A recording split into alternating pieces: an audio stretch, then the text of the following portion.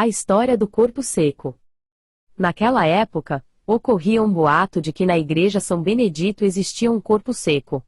Meu pai e sua turma, que eram doidos para ver se realmente existia ali o tal corpo seco, nunca tiveram coragem.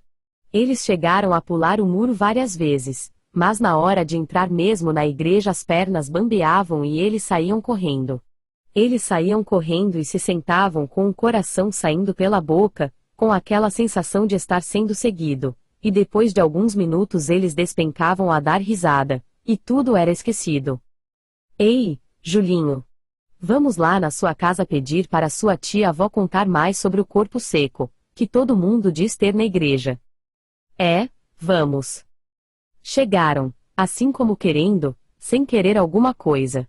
A tia, que não era nenhuma boba, logo percebeu que os meninos queriam alguma coisa. Ela, envolvida em sua costura, naquele tempo não tinha máquina, era tudo feito à mão, porque as madamas naquela época costuravam para si mesmas e para os seus filhos e marido, como era costume. Ela olhou-os por cima dos óculos e disse: Então, o que estão querendo? Nós queremos que a senhora nos conte mais sobre o corpo seco. Ela olhou para os meninos meio de soslaio, tirou os óculos e largou o pano que estava costurando. Enfiou a mão no bolso da saia e tirou um punhado e balas de hortelã. Ah, meninos! Vocês sabem me cativar. Começava a escurecer, na casa não existia luz elétrica e fazia muito calor. Ela se arrumou no banquinho e pegou uma folha, foi até o fogão e acendeu um tipo de luminária, e deu uma tossida, e depois uma baita cuspida. A lua cheia estava tão bonita, e clareava todo o quintal.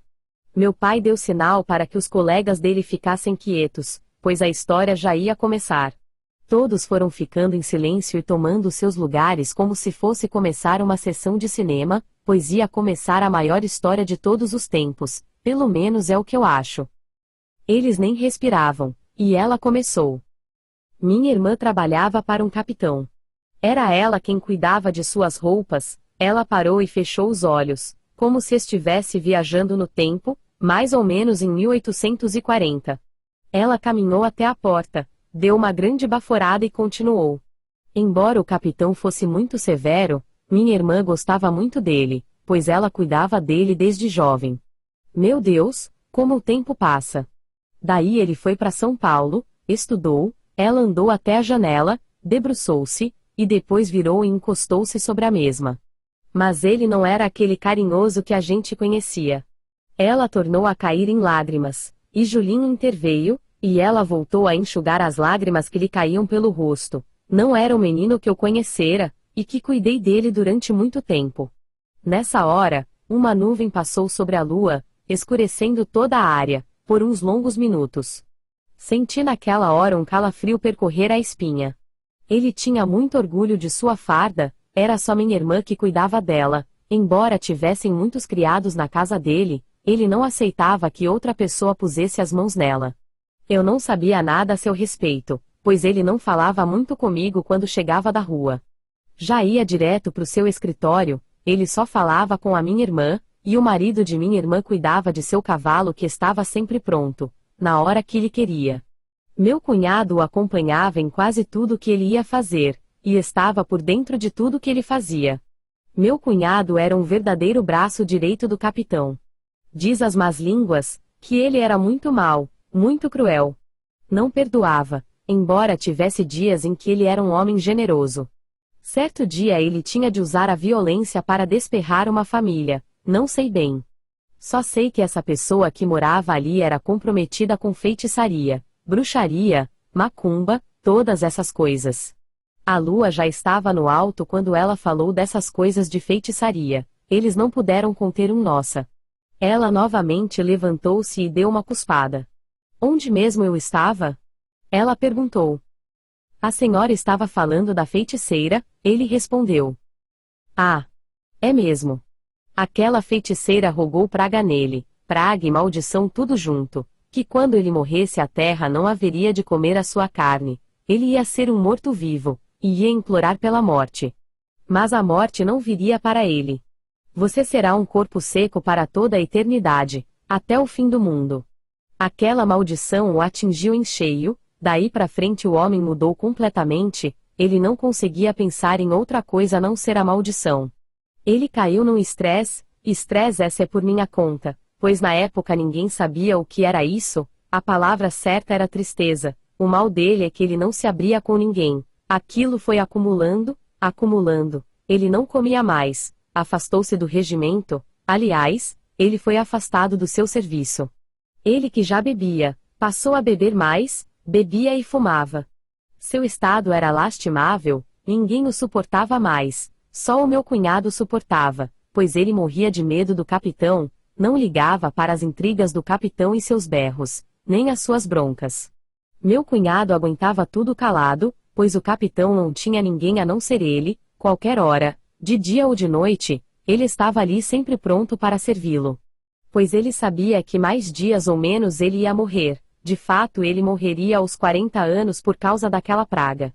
Ela enxugou novamente as lágrimas, que não dava para ver porque estava muito escuro, mas dava para sentir. Bem. Já é tarde, amanhã eu conto mais. Ah, tia. Conta mais, conta mais. Tudo bem. Só mais um pouquinho porque eu estou com sono, reclamou ela. Eu e minha irmã fomos as que mais sentimos a morte daquele homem.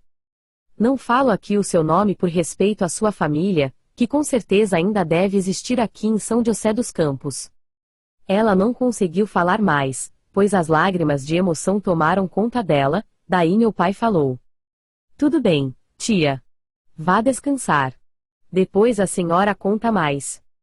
E, levantando-a pelo braço, a levou para dentro e colocou-a na cama. Já deitada, ela disse. Espera. Eu vou contar para vocês tudo o que eu sei a respeito do capitão. Então, como eu falei, ele acabou morrendo. E não teve jeito, como ele era um homem de muito prestígio na cidade, acharam bem enterrá-lo sobre o piso da Igreja do Rosário. Onde fica a Igreja do Rosário? Alguém perguntou. Calma, filho, eu vou chegar lá. Essa igreja já não existe mais, mas vou chegar lá. Passou-se muito tempo que a Igreja do Rosário era exatamente na porta do cemitério, mas o cemitério tinha que ser murado, a umas 20 braças mais ou menos. Explicação: mais ou menos uns 300 metros para frente em sentido a Nelson da Vila, o cemitério antes pelo que me consta era situado ali na Cônego Lima, ali onde há a telefônica, pois bem. Dali ele foi mudado exatamente aonde se situa o prédio Cinelandia, mais conhecida como Cine Palácio, pois bem ainda explicando, dali o Cine Palácio ele ia dar fundo lá na Floriano Peixoto, essa rua para quem não conhece, ela é a continuação do calçadão. Pois bem, ali ainda existe a Igreja São Miguel, essa igreja era do cemitério, quando muito tempo depois o cemitério tornou a ser mudado, aonde é o atual agora, a Igreja São Miguel, continuou lá até hoje. A Igreja do Rosário tinha que ser, como o cemitério foi, destruído. Mas acontece que ali tinha os ossos do capitão, como tinha ossário, pessoas importantes foram sepultadas lá.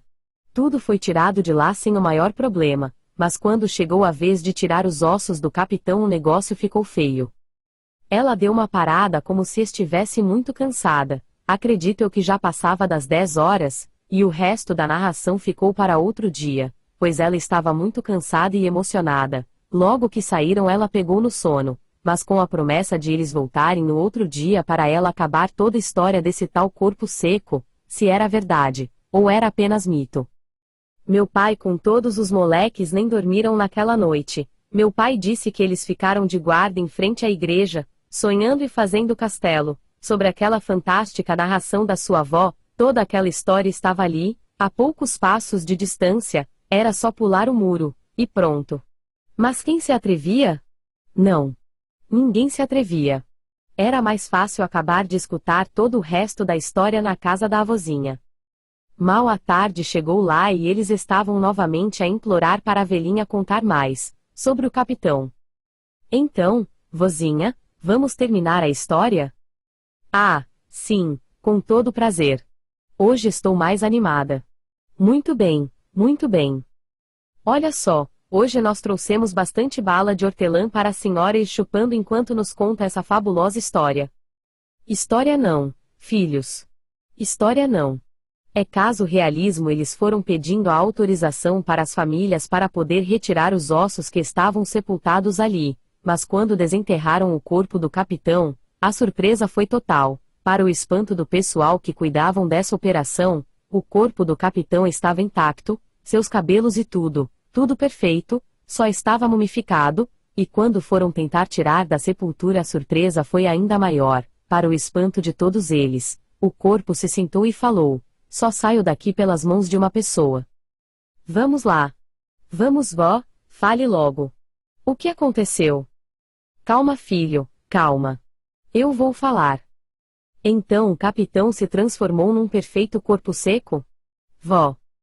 Então ele disse que só saia lá por uma pessoa, e que essa pessoa deveria levá-lo à igreja de São Benedito, e que essa pessoa era o meu marido, o meu marido. Traço. As lágrimas não a deixaram falar, então todos ficaram quietos. Meu pai a acariciou e disse que sentia muito, e que se ela quisesse podia continuar um outro dia. Ela deu um suspiro profundo, assoou o nariz e com uma voz triste continuou a falar. Meu marido que trabalhou e conviveu com ele por muito tempo, com muita fidelidade, o serviu como a um filho, agora teria de levá-lo para a morada final. Por esse trabalho ele receberia um bom salário, ia depender de sua coragem, mas ele sempre foi uma pessoa humilde, topou fazer aquele trabalho, não pelo dinheiro, mas pelo carinho que ele sempre teve pelo capitão. Então foi combinado o dia e a hora, tudo no sigilo, pois o povo não poderia saber daquela operação. Primeiro foi construído um quarto nos fundos, sob o solo da igreja. Daí, numa fria noite de junho, o vento uivava nos ouvidos das pessoas, e ninguém ousava sair nas ruas desertas, nem um morcego a gente via voando, apenas alguns uivos de cachorros ao longe podiam ser ouvidos. A noite era realmente tenebrosa. Como combinado, meu marido foi até a igreja apenas acompanhado pelo vigário da igreja matriz. Abriram um caixão, puxaram aquele corpo mumificado pelas mãos, até que ele ficou terrivelmente de pé. O mau cheiro era insuportável, os olhos do capitão pareciam duas bolas de fogo. O capitão mandou que ele se abaixasse, o que foi obedecido sem demora. Daí o capitão falou com uma voz metálica, meio rouca, meio entrecortada: eu vou montar em suas costas.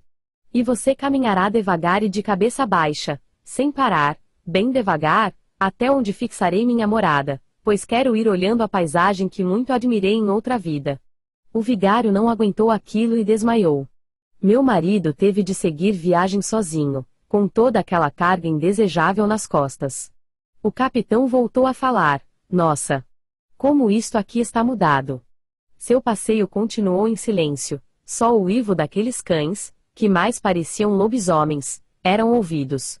Meu marido continuava sem parar. Foi quando, sem esperanças naquela noite fria e estralada, eis que um raio azulado cortou o espaço, e para o espanto de meu marido caiu a poucos metros dele, e se formou um grande incêndio que cortou todo o banhado, até as portas do novo cemitério, cortando então a sua passagem. Então se ouviu novamente aquela voz rouca: continue. Não pare.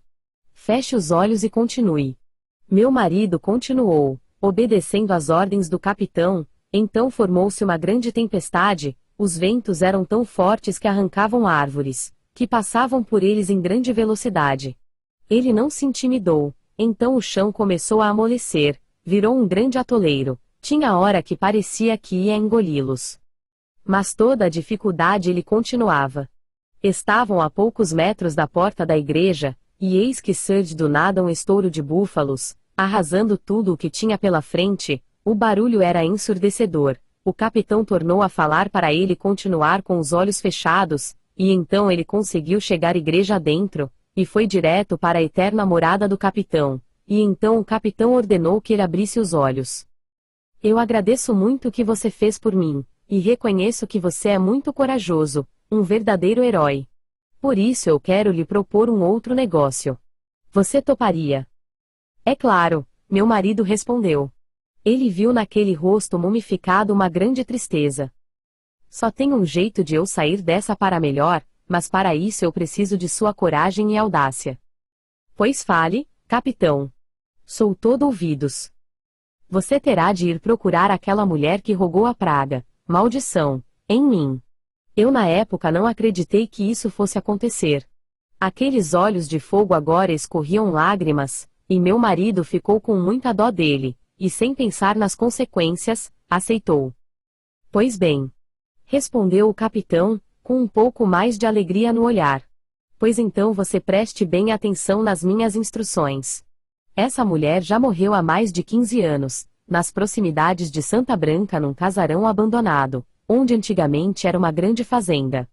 Essa mulher foi morar ali depois que eu dei o despejo para ela, e ali ela fazia coisas de bruxaria, até que veio a falecer, assassinada por uma de suas vítimas. Ali mesmo foi enterrada, ninguém mais falou sobre isso, só que aquela área ficou assombrada e ninguém pode passar a noite ali sem ser molestado por ela.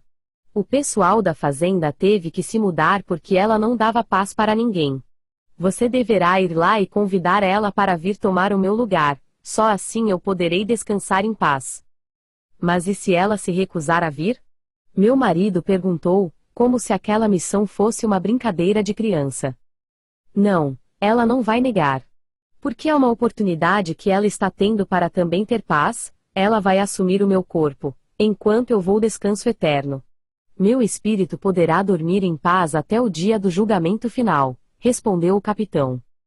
Meu marido, coitado. Tremia como vara verde, mas por sua nobreza de coração ele não podia deixar de ajudar aquele que foi seu grande amigo e senhor.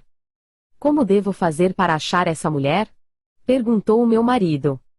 É muito simples. Primeiro você deverá ir a Santa Isabel, localizar essa fazenda, e estude o jeito mais fácil de encontrar ela. Feito isso, você volta a falar comigo para eu dar instruções, por hora é só. Passe na casa de minha família e receba o que foi combinado. Fale para eles que a missão está cumprida, não comente nada com eles a esse respeito. Combinado? Saindo de cabeça baixa, sem olhar para trás, meu marido chegou em casa por volta das 4 horas da manhã, eu o esperava aflita na porta de casa, quando ele chegou estava legivelmente abatido, e ele me contou toda a história, tudo o que devia fazer. Tentei persuadi-lo dessa missão maluca, mas foi em vão, pois ele já tinha se decidido, custasse o que custasse ele ia até o fim. No outro dia ele foi até a casa dos familiares receber o seu dinheiro, e foi sem problema, ao chegar lá já tinha toda aquela dinheirada toda para nossa alegria, mas ninguém podia saber do ocorrido. Meu marido que sempre cuidou de cavalos no outro dia comprou um belíssimo animal muito bem arriado, conforme sempre fora o seu sonho, e que também ele sabia que tinha que viajar até Santa Branca para cumprir aquela macabra missão. Passado uma semana ele já tinha ido em Santa Branca descoberto aonde era a dita fazenda, então numa sexta-feira, como combinado, ele voltou a ter contato com o capitão, era aproximadamente meia-noite, o capitão lhe disse que ele deveria chegar na fazenda depois das 10 horas, e levar 2 cavalos, ele iria montado em um e outro ele levaria para a reserva. A viagem, que já estava cronometrada, deveria levar 2 dias para não apertar os animais cansados, ele deveria chegar à fazenda depois das 10 da noite, ao chegar à porteira lá estaria uma mulher vestida de preto, encostada na porteira, ele não deveria falar nada com ela, pois o capitão já havia contatado-a telepaticamente. Ela ia fazer tudo conforme o capitão queria, do contrário ela não teria o descanso que tanto almejava. Até aí deu tudo certo, conforme o combinado, quando ele chegou à dita porteira era exatamente 10h30, estava uma lua muito clara, o silêncio ali dava nos nervos, nessa hora soprou um vento frio, ele não sabia se realmente estava soprando vento frio ou se ele que estava sentindo um vento frio percorrer-lhe o corpo. Tudo bem. Chegou a uns 5 metros da porteira, ela aproximou-se e montou no cavalo sem nada dizer, a lua nessa hora ficou encoberta por uma nuvem, ele sentiu que o vento aumentava, mas ele não deu muita importância para isso, ela montou e seguiu viagem. Sempre no silêncio eles cavalgaram mais de 4 horas, daí ela falou pela primeira vez, não posso mais viajar, pois o dia já está próximo, vou me abrigar aqui. Às 10 horas estarei lhe esperando. Era exatamente 1h da manhã, e ela desapareceu. Meu marido continuou a cavalgada até Jacareí, lá conseguiu uma água e comida para os cavalos, e um hotel para ele. Quando foi à noite ele novamente saiu em busca da dama da noite. Exatamente às 10 ele chegou como combinado, e sem falar nada ela novamente montou no cavalo, e prosseguiu a viagem, até que ela resolveu quebrar o silêncio. Escuta, você tem um nome? Ele disse que tinha, mas antes mesmo que ele falasse seu nome, ela continuou, eu também tenho. Me chamo Ana Paulina, nasci em 1858, numa fazenda aqui perto de Caçapava, meus pais trabalhavam num cafezal, meus pais iam para a labuta, e tinham que me levar junto, pois não tinham com quem me deixar, e fui criada nessa labuta. Você está me escutando? Posso continuar? Ana Paulina perguntou ao meu marido, e ela continuou, e meu marido até achou bom aquele papo, pois saia da rotina, e aquele silêncio já estava meio tedioso. Minha mãe era frequentadora de terreiro de macumba e de umbanda, e eu fui criada nesse ambiente, onde aprendi a gostar da arte ou religião, não sei bem. Aprendi toda sorte de magia, fazia bem como mal, era procurada por todo tipo de gente, de todas as classes sociais, gente humilde, gente importante, principalmente político. E nessa vida fui vivendo, ora ficava rica, ora ficava na miséria, e assim fui tocando o barco, fazendo bem e fazendo mal. Meu marido escutava tudo em silêncio, só escutando. Até o dia em que esse capitão entrou na minha vida. Assim. Sem mais nem menos. Eu não o conhecia, até aquele dia que ele foi cumprir o mandato de despejo, e despejou-me, sem nem querer saber de minha situação. Implorei de joelhos para que ele não fizesse aquilo, que me desse mais um tempo para que eu saísse dela, ele que estava a cavalo apenas comandando seus homens, eu aproximei de joelhos, peguei o seu pé que estava no estribo do cavalo, e foi. Foi quando ele, nem nenhuma piedade, chutou a minha cara, eu caí, e foi a hora em que eu roguei a praga nele com todo o ódio que sentia no coração, eu nem me lembrava direito dessa praga. Pois já fazia tanto tempo. Agora já passado tanto tempo. Nós voltamos a nos encontrar. E numa situação dessas, parece até um conto de terror. Os dois que se odeiam tanto terem que se ajudar, mesmo depois da morte. O papo já estava até animado, ela ia contar até mais, mas o relógio não deixou, pois já ia para as 4 da manhã, e nós já estávamos dentro do município de São José dos Campos. Ali tinha uma casa abandonada, ela falou que não podia ir mais, e ficou por ali, amanhã depois das 10, como combinado. No outro dia meu marido completou a sua meta, chegou à igreja São Benedito por volta da 1 da manhã, o encontro foi muito emocionante, um encarou o outro por longos minutos, daí o capitão estendeu aquela mão mumificada para o meu marido, e agradeceu pelo grande favor que ele havia prestado, e disse para ele fazer-lhe outro favor. Meu marido, coitado. Fazer o quê? Ele tinha que aceitar sem pestanejar, e ele respondeu sim. Bem, o negócio é o seguinte, você vai pegar uma boa grana pelo serviço prestado, certo? Meu marido fez que sim com a cabeça. Você vai pegar o dinheiro, entendeu? Entendi, sim senhor. Com esse dinheiro você vai comprar a minha casa que fica aqui no começo da rua principal. Nota, essa rua hoje é a Rua 15 de Novembro. Deu para ele entender onde era o prédio do capitão. Pois bem. Essa casa depois que eu morri ninguém nunca mais entrou lá, certo? Então a casa está em perfeito abandono. Por mais de 30 anos, essa casa teve um tesouro enterrado lá, e por esse motivo eu não posso descansar. Esse tesouro vale muito dinheiro, e tudo é seu se você demolir tudo e construir uma outra casa ali. Com esse dinheiro você vai ter que fazer apenas uma coisa, um desejo meu, entendeu? Meu marido, coitado, só falava assim, e tremia como vara verde. Pegar esse dinheiro e terminar de construir essa igreja aqui que está parada ao seu término, por falta de dinheiro, entendeu? O resto do dinheiro fica para você fazer o que quiser, combinado? Perfeitamente. Então o capitão largou a sua mão. Agora sim, poderei ter o descanso que tanto almejo. Virando-se para a mulher, continuou, faça bom uso de minha casa. E apenas uma fumaça tomou conta daquele ambiente. O marido da avó de meu pai realmente fez o que prometeu, comprou a casa e a demoliu e construiu uma belíssima casa no local. Comprou uma fazenda e muitos animais. Para o espanto de quem o conhecia, sempre na miséria, de uma hora para outra ter virado um milionário, mas ninguém nunca perguntou como isso aconteceu. Ele bancou todo o resto da construção da Igreja São Benedito, do centro, é claro. Então meu pai perguntou à avó por que ela era pobre. Ela lhe disse: "Ah, meu filho. O momento de glória durou pouco. Dentro de 20 anos tudo se acabou misteriosamente, o dinheiro não progredia, só minguava. Meu marido não sabia mexer com dinheiro, ele nasceu para ser pobre, e pobre morreu. Sempre fazendo mau negócio, emprestando dinheiro para amigos e parentes, só que nunca recebia, e por aí afora. Hoje só tenho esse barraco, mas ainda não é meu. Ele foi emprestado por um primo."